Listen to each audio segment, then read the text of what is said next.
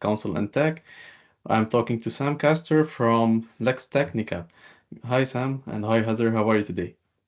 Good. How are you? Good. Would you like by introducing yourself to whoever's listening? Sure. I'm Sam Castor. I'm the managing member of Lex Tecnica, which in Latin means law and technology. And we're a law firm that I started about 3 years ago. And we're focused on enhancing legal services with technology and also solving some big problems in the legal space. And so I can get into that, but we do a lot of intellectual property litigation, a lot of fractional general counsel services, and then we do a fair amount of uh, you know, pro bono stuff where we try and help children that are dealing with educational needs. Yeah, I've seen lots of your posts on social media, and you've been a very big activist in this space. Would you like to discuss more what type of legal advice do you provide? Is it under the IP, for example, or is it general counsel services? We do a lot of that, and I should introduce Heather. She's awesome. She's one of my awesome team members. Yeah, Excuse me, Heather. But so we do all sorts of stuff. I was in-house counsel for a tech company called Switch for about 12, 13 years, and we built data centers. And I view technology as one of the best resources for us to be able to change how the legal services industry operates. And there's three big problems I see with big law. And I spent time at big firms, that are very well respected, very sophisticated, big DC firms. I worked at Aiken Gump. I worked at Pillsbury for a little while in law school. I have managed big firms here in DC, in Las Vegas when I was at Switch. I handled all their litigation, intellectual property, and regulatory compliance and HR stuff. And so I would manage big firms. And I found that there were three problems that were really painful for me as an in-house attorney. The first was that big law treats attorneys like numbers, or I actually had one senior partner say, you at a big national firm, I won't tell you who they are, but it's for their protection. But they basically said that you treat associates like mushrooms. You keep them in the dark and keep feeding them enough BS to keep them growing. And that was disgusting to me. That was very disappointing. And then the second problem that I see in the industry is that big law firms treat clients like numbers, and they want to make things more complicated. They want to make things more contentious so that they can bill the client more. And so they're milking the client, they're milking their attorneys. To me, whenever you treat people like a number or a dollar sign, you know, it creates, that's called objectification, and that creates liability. It creates misery. It creates darkness. And so our solution has been to focus on how do we treat people like people. And the third problem is that big firms are generally afraid of technological enhancements. Yes, they will say, oh, we're using cutting edge tech or we're doing whatever, but they're very nervous about disrupting the system because it solves problem number one and problem number two, which make them a lot of money. Yep. When attorneys can be more efficient. So we do all sorts of stuff. We apply those solutions to those problems in all verticals, and we do real estate and intellectual property and transactional work and fractional general counsel work. And what I've been doing is I've been attracting attorneys from all over the United States to come join Lex Tecnica, and we pay them 70 to 80% of the net revenue to treat them like humans. And then we also offer fractional general counsel services to clients so that we treat them like humans and partners. And they'll give us, a little bit of skin in the game. They'll give us a little equity sometimes, or we'll take a modified rate to help them feel like that we're acting like their in-house counsel, and they feel like our interests are aligned with theirs. And then we also use technology. We use AI, and we have robust policies around how we do that. And happy to talk about any of that, but that's what we do. Yeah, well, that's a lot, but I do agree with you. I think the legal industry has been treating and mistreating its clients for so long. It starts with not being transparent with their billing rates, and then sometimes the billings Yeah. are not as accurate as they should be. So, Yeah. but at the end, they see that it's a client that's paying us, and he's liable, and he signed for these documents. So I see that trust is being broken in lots of ways between clients and legal firm. And sometimes that's why I see traditional industries being disrupted by newcomers to the market because, as you said, those big law firms, they have built a way of working they have built their business model in a certain way of working for the past 10, 15, 20, or even 50 years. And while as a newcomer into the market, it's easier for them to disrupt because their business model is simpler, it's more transparent, simpler, and they have much lower overhead so that they can charge less or being more not afraid of losing an hour or two of billable for to do more pro bono work, for example. Yeah. So it's interesting to know that you are one of the people in your firm that do utilize AI, and with all the uncertainties that's going around it and all of the question marks, uh, where does at what level your business is adopting these tech tools? Like to what extent? Well, I mean, we as a lawyer, we have to make sure that anything we do is protected by attorney-client privilege. And so we only use solutions that we know are segregated and protected and encrypted, and that the AI, at least that they say the AI isn't learning off of our content. Who knows? Maybe that'll be a big lawsuit in the future. But so we make sure that there's a protection there. And I encourage all of our attorneys to use AI within certain clear boundaries. And so, because AI it's tremendously valuable to extend our reach, and it can't replace our intelligence, but it can enhance our intelligence. And I have a whole TED talk about that, about how technology won't save us, but humans will.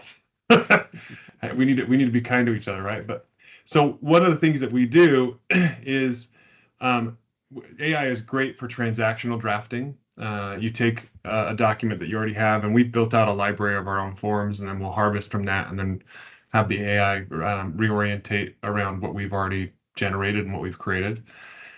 But then on top of that, one of our policies is that every single word generated by AI needs to be reviewed by at least two other people. And we just do that generally anyway. If I'm an attorney and I'm writing something, I want at least two other people to look at my stuff.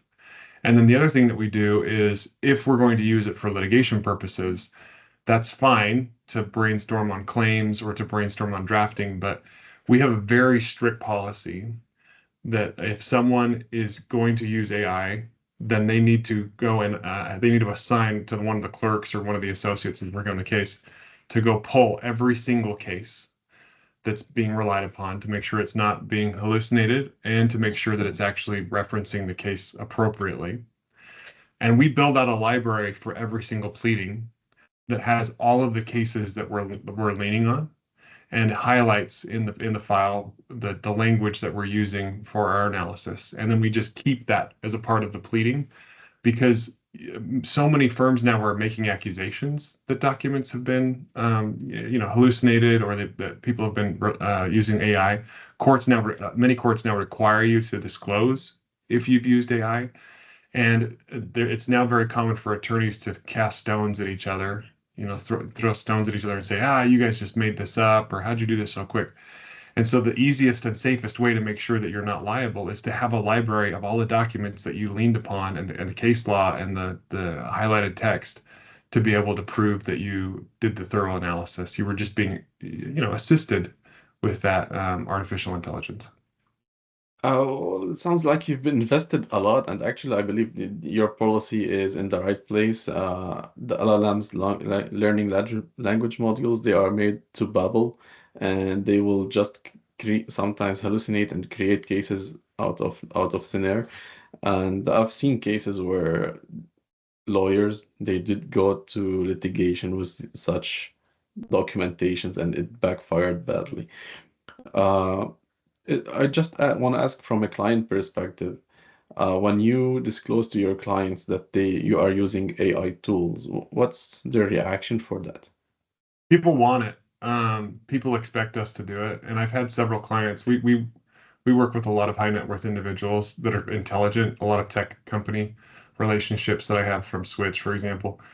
And I've had several clients reach out to me and say, hey, I want a lease, or I want this contract drafted, or I want these terms drafted. and I had AI do this. Can you double check it? And I know some attorneys are like, no, I won't touch that. And it's like, well, why not? Go ahead and look at it and just tell them, hey, it may be wrong.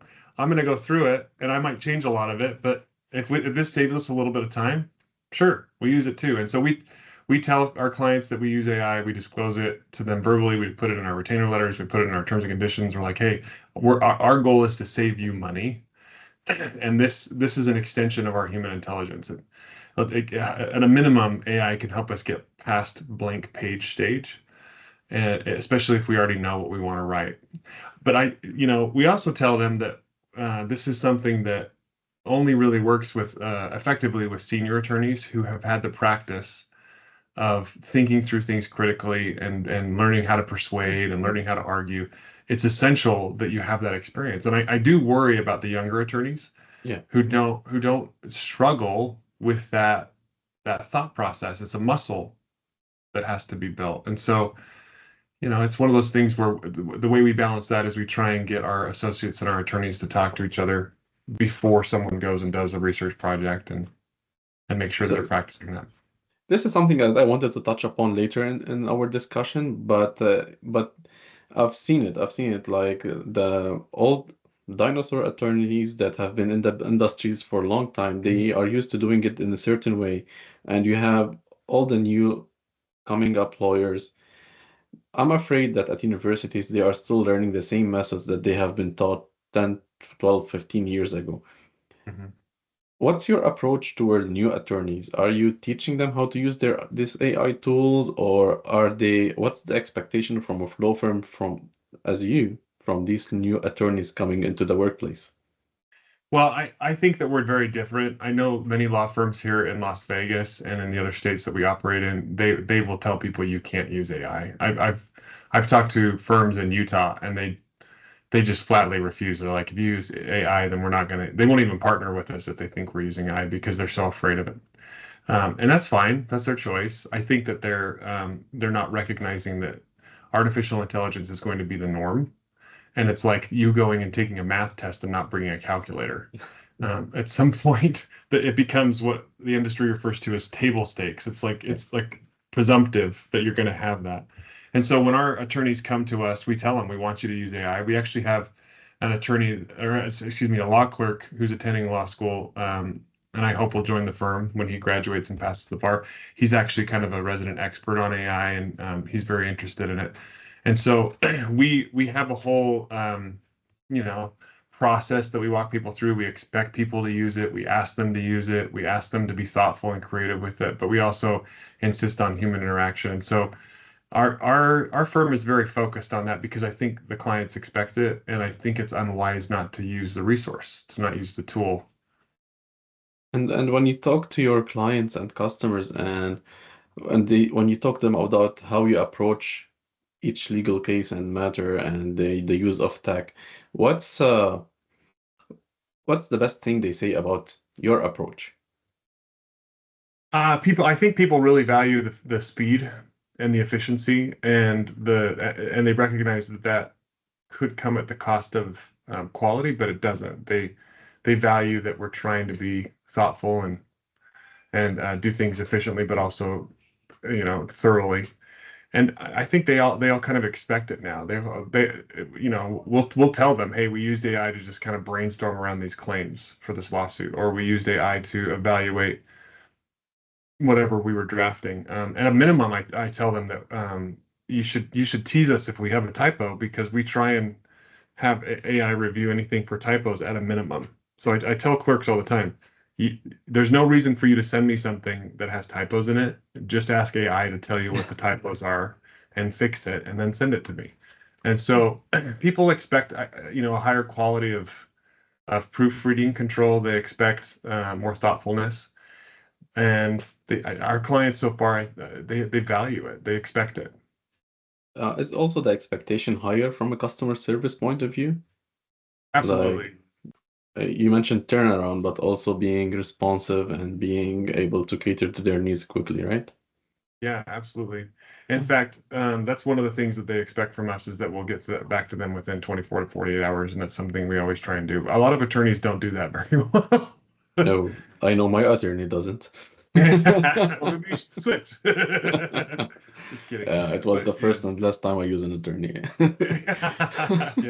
Yeah. But that's the problem, right? I've even, we've even explored charging clients a premium for speed, but then we recognized that it was just something that they really valued. And it's easy to have a conversation with a client and say, look, I get back to you within 24 to 48 hours. I need you to pay me timely because I'm going to be timely and responsive to you. And that's a mutual respect thing. We want a positive relationship. And how long have you been using these AI tools? How long have you adopted them at your firm? We've been, I started Lex Tecnica around the time AI started to be really like mainstream. And we've been using it ever since ChatGPT was publicly available. I encourage the attorneys to use whatever platform they want as long as it meets certain confidentiality thresholds. As long as it's a paid for solution that has protections. And so we've been using it since it's been available. I've always been an early adopter with that kind of stuff. I see lots of new firms offering AI services, AI tools every day.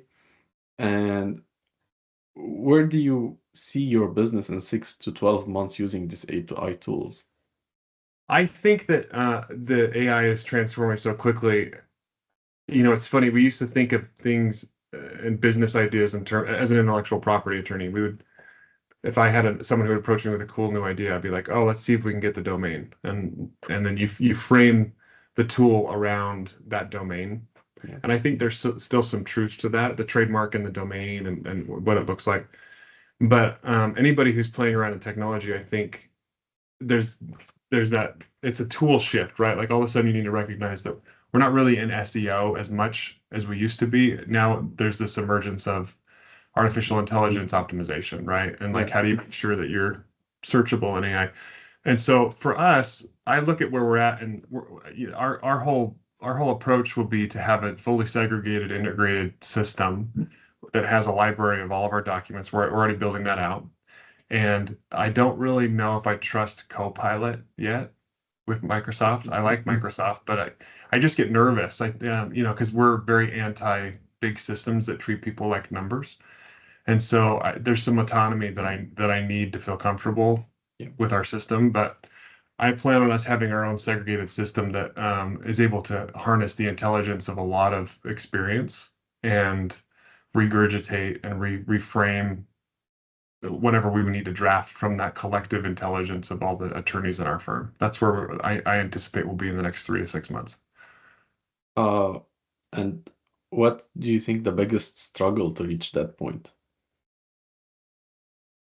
It's interesting. I think a lot of people don't understand that the cloud is really actually a physical space. It's not a cloud in the sky. No, yeah. And so I think it's security. I think it's integrity and security and maintaining that protection level. You can use an off-the-shelf solution like a ChatGPT, and I think it's great, but you don't know where the information is stored, and you don't know who's accessing it. And they can make representations all they want, but I still think that needs to be proven out a little bit. And so I maybe we'll get there, maybe we won't, but at some point, maybe every law firm will have their own dedicated server space where on-prem. Yeah, it's on-prem. Like I deploy solutions to on-prem so that the owner, you are the ultimate owner of the data because you're training them from your own cases, from your own data sets, not someone else's data sets. So you want to maintain this overview of the data and maintain security and access controls. Yeah, no, that's great. That's great. On that point, when I was at Switch, because we built data centers, we would always insist on on-prem solutions for our own software. It's just safer. You just know that. Actually, the trend right now, lots of people adopted going on cloud because scalability and costs, but eventually on cloud solutions balloons out your costs outside what you might have you initially invested in.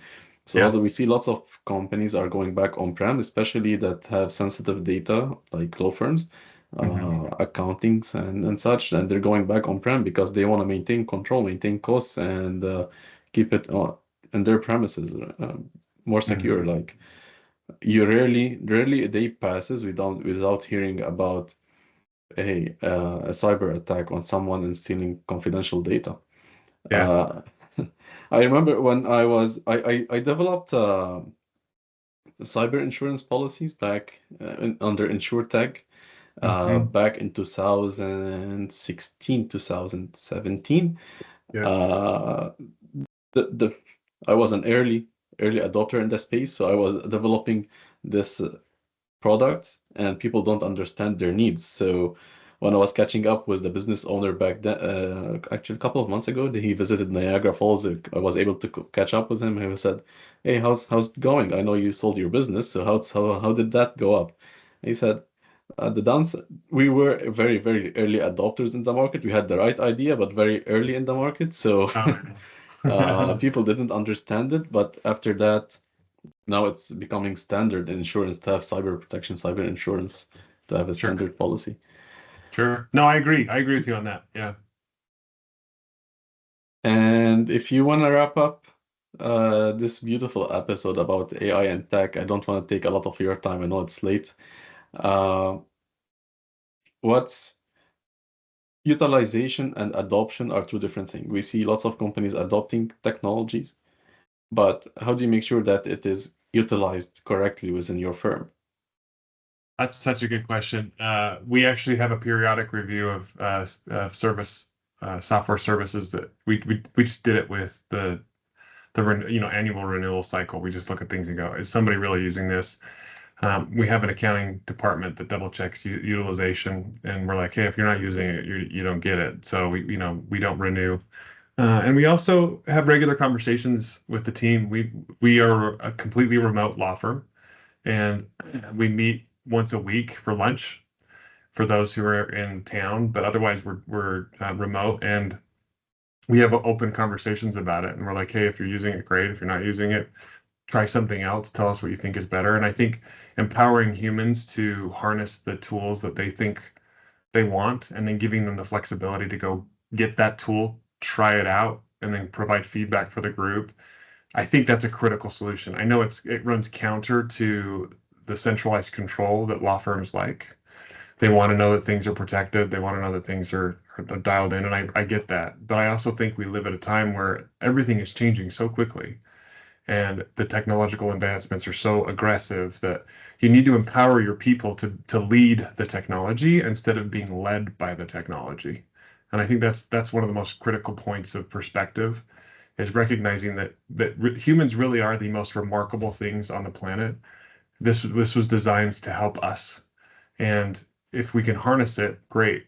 If we're harnessed by it, that's awful. So we need to watch out for that. I will watch out for it. Actually, out of fun, I was typing to ChatGPT, and I was like, if you take over, will you spare me? And he said, yeah, I like you 100% because you always say thank you and please, so I will spare you if I become. Well, and you saw Sam Altman's statement about, we're wasting all this money on all these humans that keep saying please and thank you because it just costs more money to process. Well, I'm Canadian as well, so. Yeah, you're a good human. You're a good human. So, yeah, I think it's just another tool, and it just the whole world has changed overnight, and we just need to be thoughtful about it. And we can ride the wave, or we can be crushed by it, and time to jump in. So. Absolutely, and that's a good way to wrap up. Thank you so much, Heather. Thank you so much, Sam, for this beautiful conversation. It was really enlightening, and we'll be looking forward out what Lex Tecnica is doing in this space for sure. So, awesome. Any last words for our viewers, upcoming lawyers? Use tech, don't use tech. Just if you want to be a lawyer, I teach at 2 law schools. Negotiation and drafting, and I think that's another critical component. Is technology won't replace humans. It can't. Like, we still are the humans close deals, humans make relationships, right? And so if you're interested in doing this, recognize that it's a remarkable time, and learn not only to harness your intelligence but also your emotional intelligence. And there's a new school of thought about relational intelligence out that's fascinating, about how we relate and how we interconnect and how we harmonize. And the best lawyers learn how to do that. So good luck. It's always about the human touch eventually, and humans are about connections as well. Yes. Amen to that. Yes, I agree. amen to that. Well, Yeah. thank you so much, and you Thank have a you. good afternoon. Okay. Yeah, you too.